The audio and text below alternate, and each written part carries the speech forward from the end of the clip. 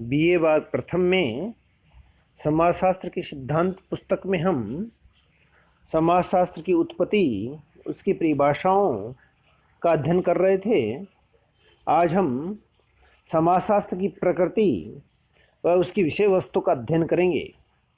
जहाँ हम समाजशास्त्र की प्रकृति की बात करते हैं तो समाजशास्त्र एक विज्ञान है, क्योंकि समाजशास्त्र वैज्ञानिक पद्धति का प्रयोग करता है। यह वास्तविक घटनाओं का विवेचन करता है। समाजशास्त्र के नियम सर्वव्यापी होते हैं। समाजशास्त्र कार्य कारण के संबंधों का विश्लेषण करता है।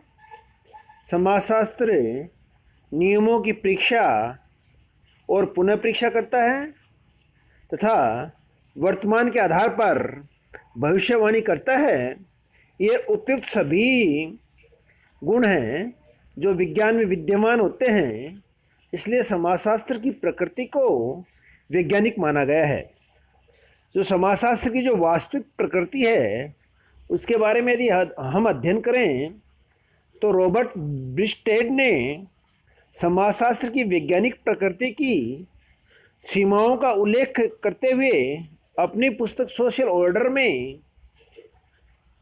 वास्तविक प्रकृति को दर्शाने का प्रयास किया है, जिसमें लिखा है उन्होंने कि समाजशास्त्र एक सामाजिक विज्ञान है, प्रकृति विज्ञान नहीं है। यह सामाजिक तथ्यों और सामाजिक प्रक्रियाओं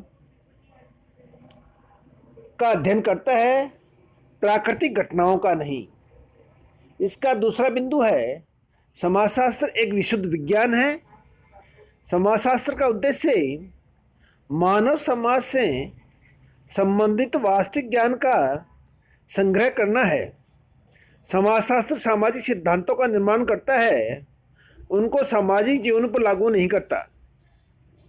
रॉबर्ट ब्रिस्टेड द्वारा दिखाई गई समाजशास्त्र की वास्तविक प्रकृति का तीसरा बिंदु है, समाजशास्त्र एक सामान्य विज्ञान है, क्योंकि समाजशास्त्र किसी घटना का विवेचन करते समय किसी एक कारण को महत्व नहीं देता, बल्कि यह सभी सामान्य संबंधों का अध्ययन करता है, इसलिए यह एक सामान्य विज्ञान है। समाजशास्त्र एक अमूर्त विज्ञान है।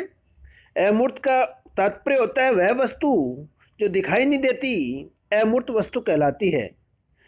क्योंकि समाजशास्त्र में सामाजिक संबंधों का अध्ययन किया जाता है और सामाजिक संबंध दिखाई नहीं देते, इसलिए समाजशास्त्र एक अमूर्त विज्ञान है।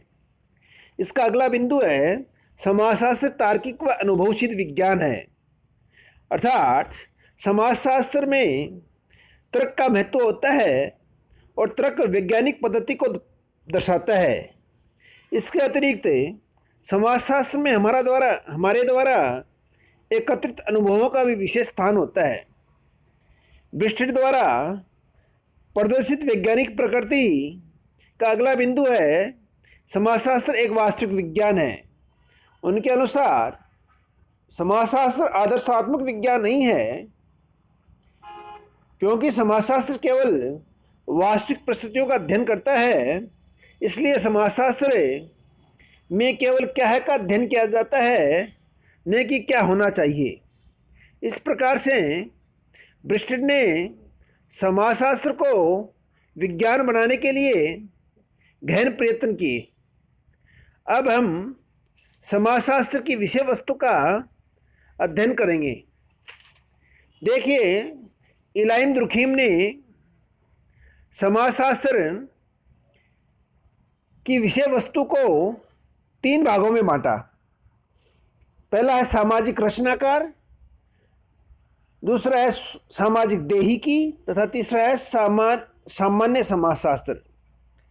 सामाजिक संरचनाकार को सोशल मॉर्फोलॉजिकल कहते हैं, सामाजिक सोशल फिजियोलॉजी तथा तीसरा सामान्य जनरल सोशियोलॉजी। सामाजिक रचनाकार में इसके अंतर्गत मनुष्य के जीवन के भौगोलिक आधार और विभिन्न प्रकार के सामाजिक संगठनों का अध्ययन किया जाता है। वहीं दूसरी ओर सामाजिक देहिकी में धर्म का समाजशास्त्र, परिवार का समाजशास्त्र, विधि का समाजशास्त्र, भाषा का समाजशास्त्र आदि आते हैं। ये सभी समाजशास्त्र के विभिन्न अंग हैं। सामाजिक जीवन के विभिन्न पहलुओं का अध्ययन समाजशास्त्र के दृष्टिकोण से ही किया जाता है। और इलाइम दुर्खिम द्वारा दर्शाई गई विषय वस्तु का तीसरा बिंदु है सामान्य शास्त्र। इसके अंतर्गत उन सामाजिक नियमों का अध्ययन किया जाता है जो समाज के विभिन्न क्षेत्रों में फैले हुए हैं या उनसे संबंधित हैं। उसके पश्चात सोरोकोनी ने समाजशास्त्र की विषय वस्तु को 3 भागों में बांटा, जिसमें पहला भाग है समाजशास्त्र में सामाजिक घटनाओं के पारस्परिक संबंधों तथा सह संबंधों का अध्ययन किया जाता है, जैसे परिवार, आर्थिक स्थिति, धार्मिक स्थिति, राजनीतिक स्थिति तथा आर्थिक घटनाओं का परस्पर क्या संबंध है। यह समाजशास्त्र की विषय वस्तु है। सोरोकोनी के अनुसार समाजशास्त्र की विषय वस्तु का दूसरा बिंदु है कि इसमें सभी सामाजिक और असामाजिक घटनाओं के पारस्परिक संबंधों का अध्ययन किया जाता है, अर्थात भौगोलिक और प्राणशास्त्रीय घटनाओं का सामाजिक जीवन में परस्पर क्या संबंध पाया जाता है, इस बात का अध्ययन समाजशास्त्र में किया जाता है। समाजशास्त्र की विषय वस्तु का तीसरा बिंदु है समस्त सामाजिक घटनाओं के सामान्य विशेषताओं का अध्ययन समाजशास्त्र में किया जाता है। इस प्रकार सोरोकोनी ने समाजशास्त्र की विषय वस्तु को 3 भागों में बांटा। इसके बाद मोरिस गिन्सबर्ग ने समाजशास्त्र की विषय वस्तु को 4 भागों में बांटा। पहला सामाजिक रचनाकार, दूसरा सामाजिक नियंत्रण, तीसरा सामाजिक प्रक्रियाएं तथा चौथा सामाजिक व्याधिकी। देखिए, जब हम सामाजिक रचनाकार की बात करते हैं तो इसके अंतर्गत प्रमुख सामाजिक समूहों एवं संस्थाओं का वर्णन किया जाता है। उसके पश्चात सामाजिक नियंत्रण की बात करें तो इसमें कानून, नीति, धर्म, परंपरा, फैशन आदि का अध्ययन किया जाता है जो कि हमारे व्यवहार को व्यवस्थित और नियंत्रित रखते हैं।